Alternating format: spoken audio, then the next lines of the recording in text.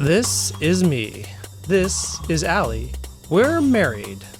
But our pop culture references go over each other's heads. So this is the show where we bridge our cultural gap. This is Allie Hasn't. Welcome back to Allie Hasn't. I am Doug.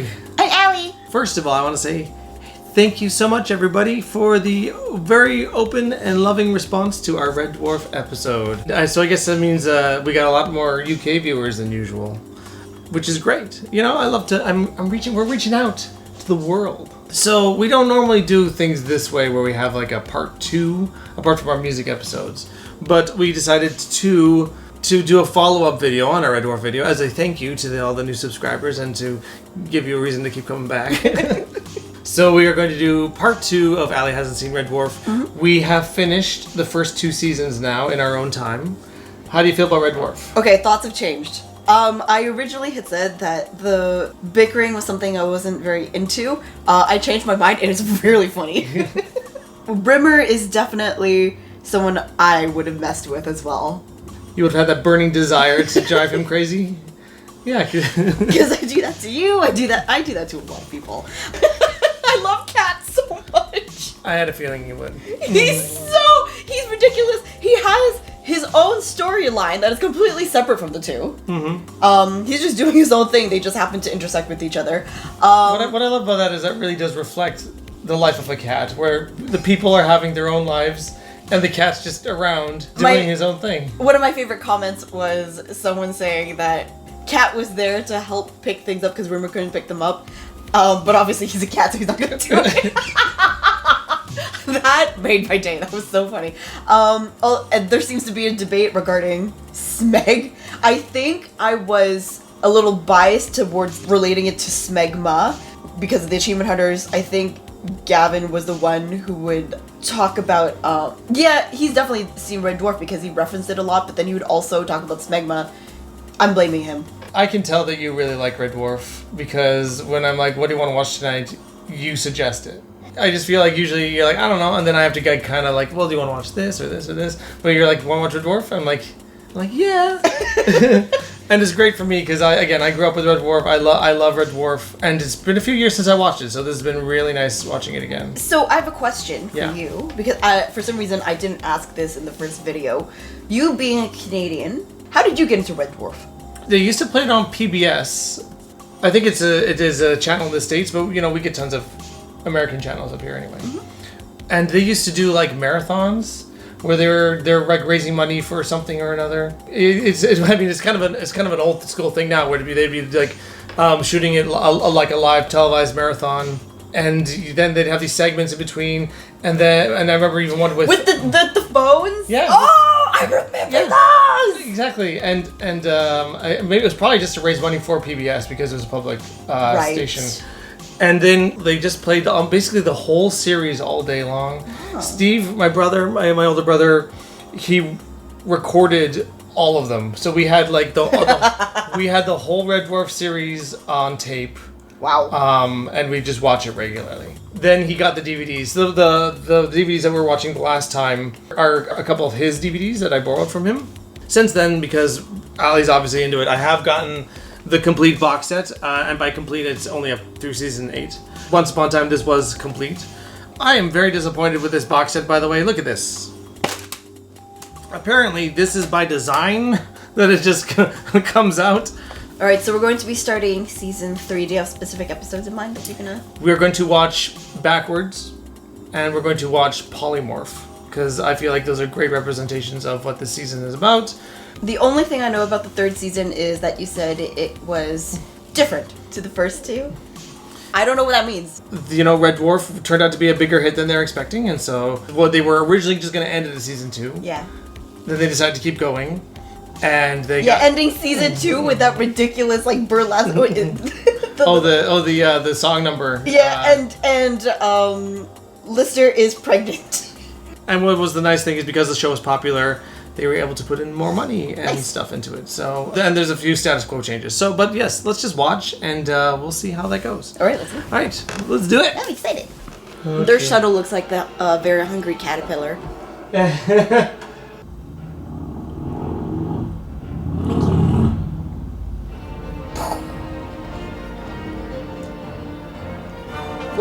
Oh, it's whatever. It's really helpful.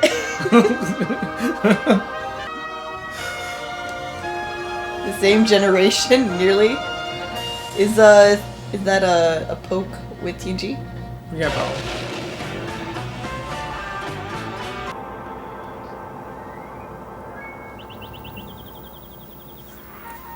Okay.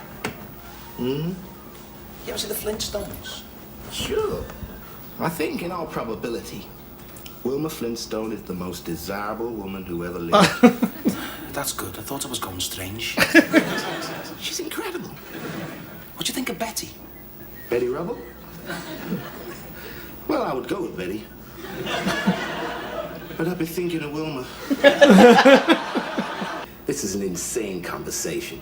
It's not that insane. She'll never leave Fred, and we know it.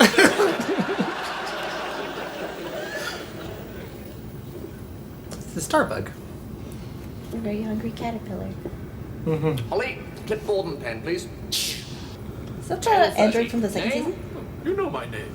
Yes, If this it's Crichton. comes off, it'll be a whole new lease of life for both of us. We'll be independent. Ease forward. I personally like the Starbug a lot better than the blue one. I think there's something wrong with the gearbox. Whereas that is quite obviously a blue giant about to go supernova. That is a time hole. What's this?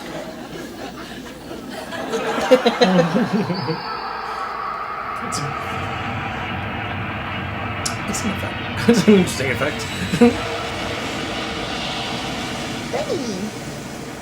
But if people see my face, what are they going to think?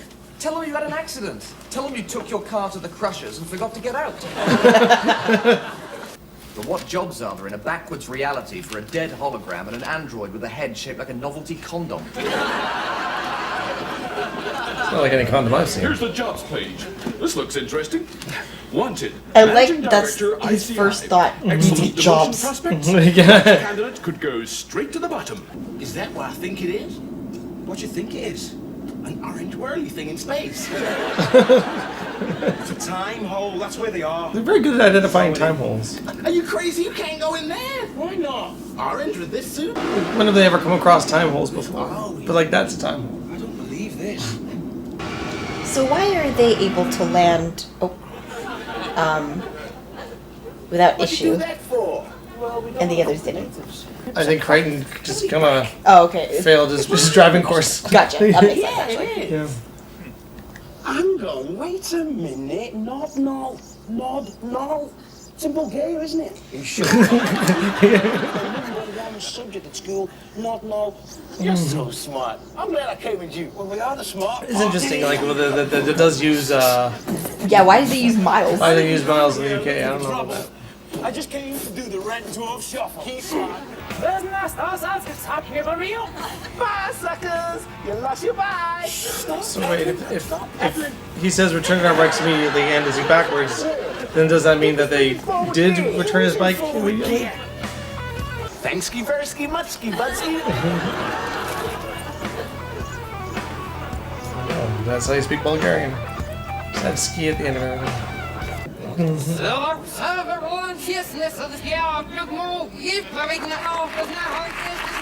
That suit looks like something a host would wear for like some YTV game show. Oh, like uh-oh. Yeah. It looks like, yeah, the uh-oh guy. Welcome to the show. It's a joke. Apparently no one can drink. I was gonna say that. I was like, is that just a tray where no one knows how to drink anything? We're happy. I mean, okay, they're not actually drinking. I can't chug. Your mother. Just like, that's fine. Just pour it all. Yeah, Become yeah. one glorious whole. Remember, you had the all one glorious whole. You've totally flipped, man. There's no crime. The first night we were here, a mugger jumped us and forced 50 pounds into my wallet.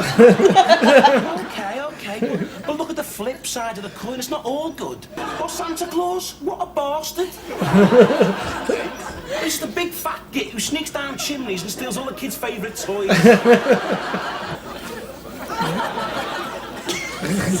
We just gotta get out of here. This universe is just too disgusting. A black eye. It's gone. Just sucked it off my face with his Now he's just uncracked me ribs. It's a pretty good punch. No, you don't understand. All this mess, all this debris. It's not a barroom brawl. It's a barroom tidy. Unrumble!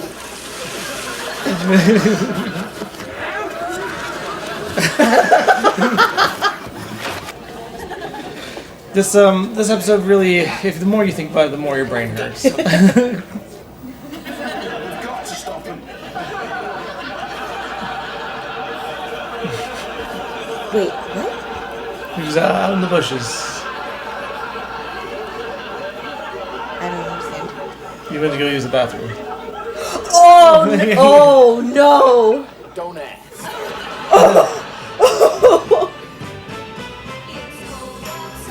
There you go. See, they got the song back.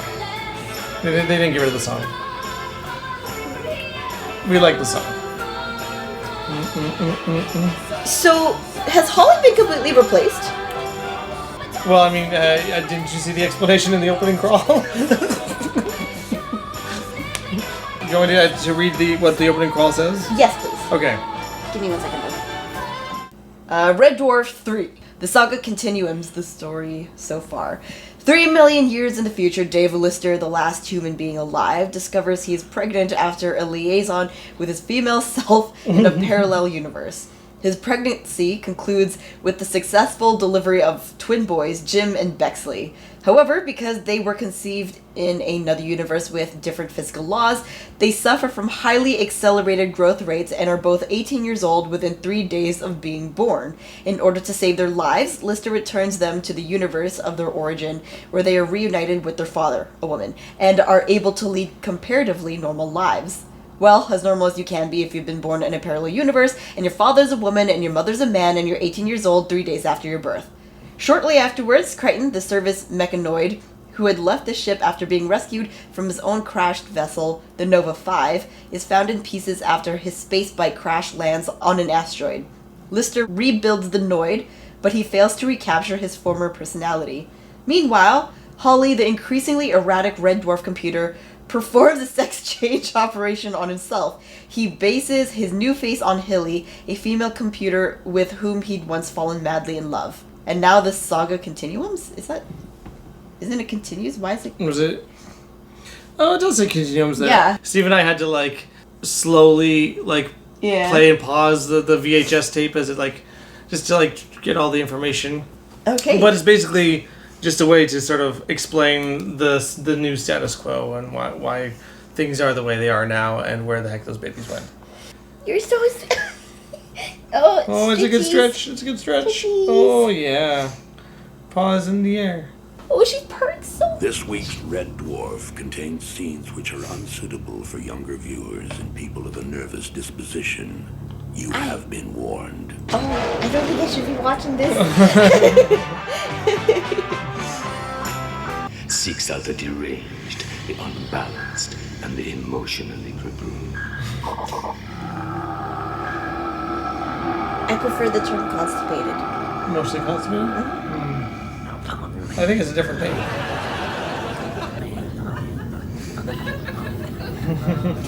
It's a fun... Oh. Never mind.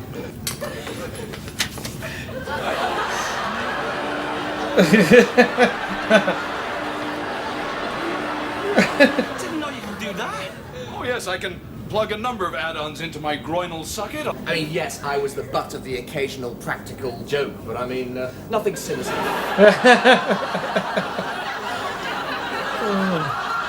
That's one step down from getting crucified. Practice, you know. Help me on the face. The shrieking. Oh, God. The book's alive, man. I'm getting smaller. Oh, no. Help me, please. Please, I'm begging you.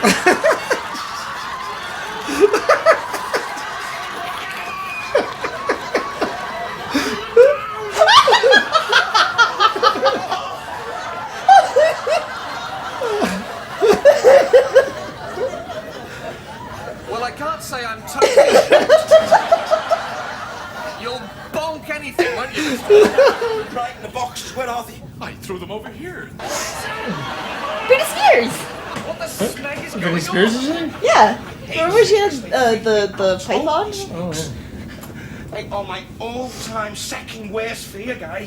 What's your first? This?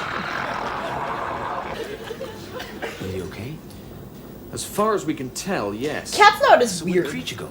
in Well, this it season. turned into a sort of splodgy, squelchy thing and squidged off down the corridor.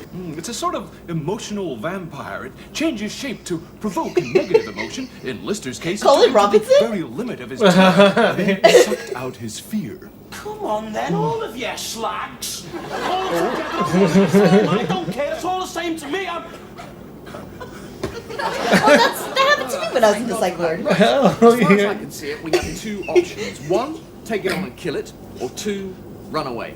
Hard routes don't produce heat, and neither do androids. What are they homing in on? Androids don't produce heat. Well, yeah, you know, I guess it's so efficient that I would think they produce some. yeah. Oh my. It's like a Scooby-Doo montage. Yeah, basically.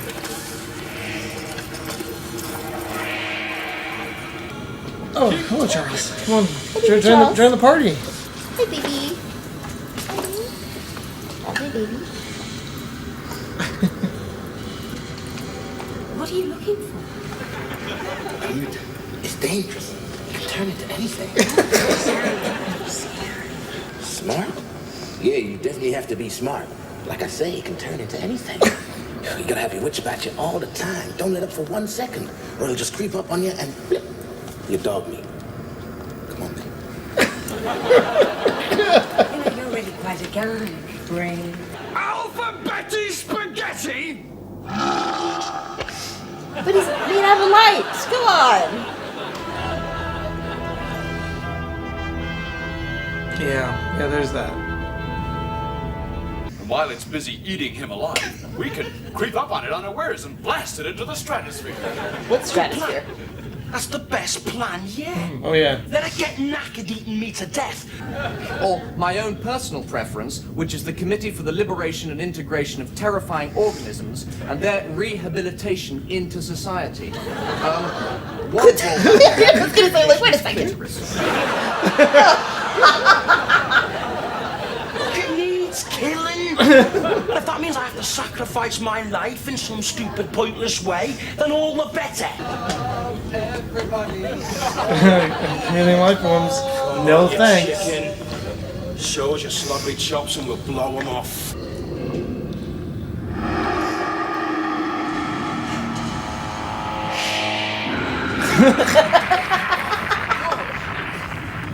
Phew-wee. What am I wearing? Very easy. Oh, how can you ever forgive me, sirs? Well, naturally, I will commit suicide immediately. Hey, you're all a bit whacked out there.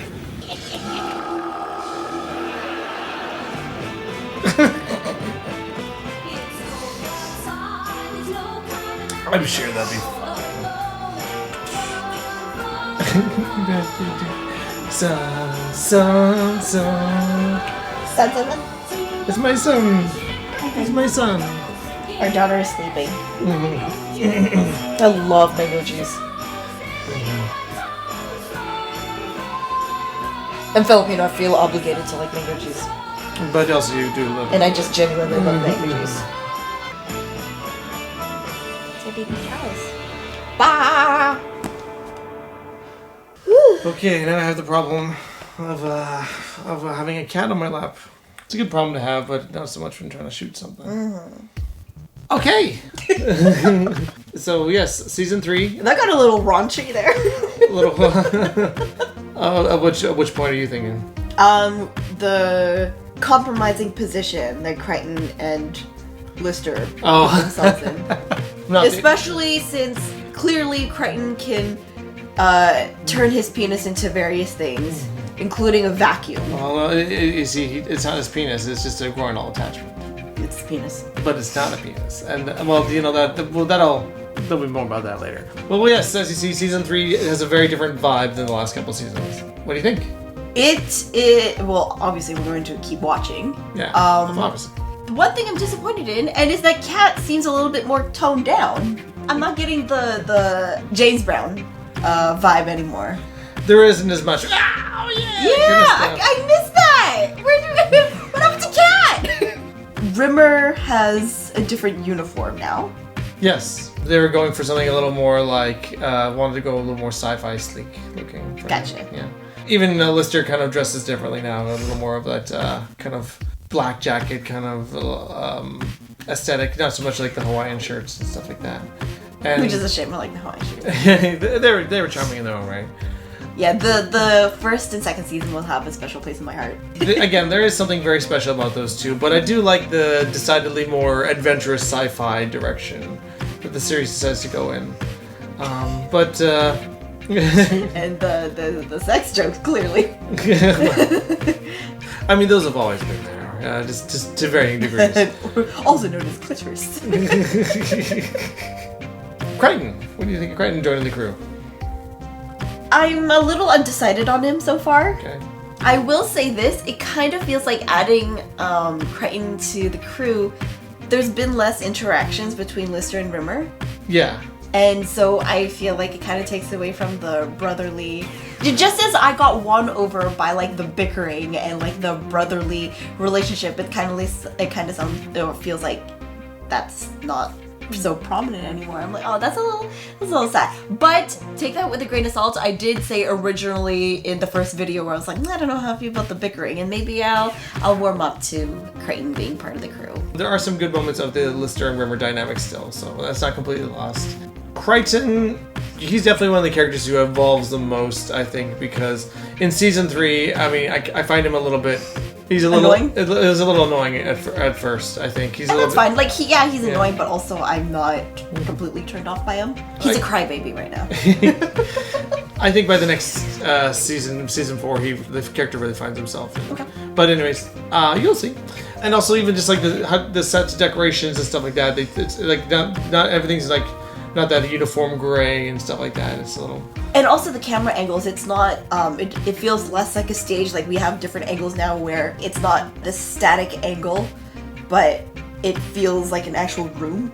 Yeah, definitely. It's a lot more dynamic filmmaking. So yeah, it does feel a lot less like a sitcom, even though it's still got like the laugh track and the gags and everything. Yeah. Okay, so you're still feeling good, still on board? I had a feeling you would be. I felt it was worth making a second episode of Allie Hasn't for that because there was such a significant change in the direction of the show. I'm having a lot of fun. Thank you so much for watching. Cool. Thanks so much, everybody, for watching Allie Hasn't. We'll see you next time. Bye!